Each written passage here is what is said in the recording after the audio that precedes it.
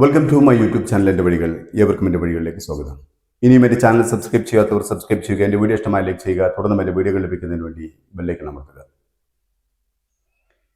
ബീഹാർ മുഖ്യമന്ത്രിയും JDU നേതാവുമായ നിതീഷ് കുമാർ ഒരു യുവതിയുടെ നിക്കാബ് വലിച്ചു മാറ്റി മുഖം കാണാൻ ശ്രമിച്ചത് വിവാദമായിരിക്കുന്നു.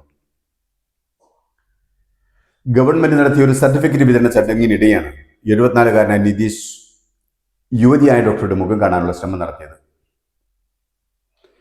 സത്യത്തിൽ 74 വയസ്സുള്ള ഇയാൾക്ക് ഇതെന്തിന്റെ മൂച്ചിപ്രാന്താണ്? ആരും കായ്ച്ച് പേടും കായ്ച്ച് കുഴിക്ക് കാലം നീട്ടിയിരിക്കുകയാണ് ഇപ്പോൾ. അപ്പോഴാണ് മൂപ്പർക്ക് ഒരു ചെറുപ്പക്കാരത്തി പെണ്ണിന്റെ മുഖം കാണാൻ കൊതിയായത്.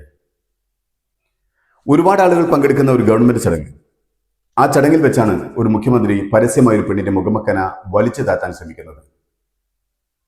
ഒരു സ്ത്രീയെ വസ്ത്രാക്ഷേപം നടത്താൻ ഇയാളെന്താ ഗുണ്ട സംഘത്തിന്റെ നേതാവോ അതോ പീഡനവീരനോ?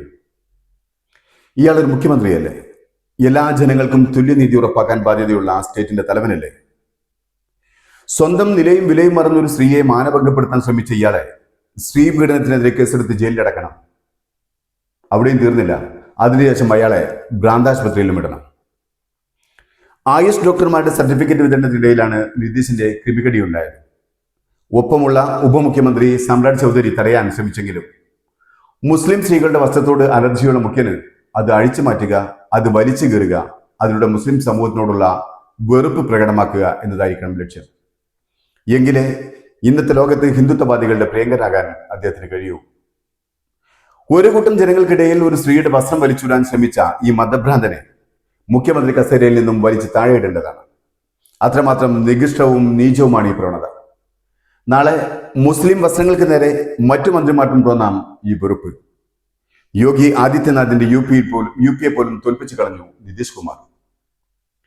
നിതീഷ് കുമാറിന്റെ മുഖം കാണാനുള്ള പുതിയിൽ ആ സ്ത്രീയുടെ മുഖം ഭാഗികമായി ക്യാമറയിൽ പതിയുകയും ചെയ്തു. ഒപ്പമുള്ള ഉപമുഖ്യമന്ത്രി തടയാൻ ശ്രമിക്കുമ്പോൾ മറ്റുള്ളവർ ഒരു തമാശ കാണുന്ന പ്രതീതിയിൽ, ഒരു തമാശ കാണുന്ന ലാഘവത്തോടെ ചിരിക്കുന്നതും കാണാം ആ വീഡിയോയിൽ. അതേസമയം RJD എക്സിൽ കുറിച്ചത് നിതീഷ് കുമാറിന്റെ സമനില തെറ്റിയിരിക്കുന്നുവെന്നാണ്. രാജ്യത്തെ മതന്യൂനപക്ഷങ്ങൾ ഭരണകൂടത്തിന്റെ വേട്ടയാടലിന് വിധേയരാണ് എന്ന സത്യം വിളിച്ചു പറയുകയാണ് ഈ സംഭവം.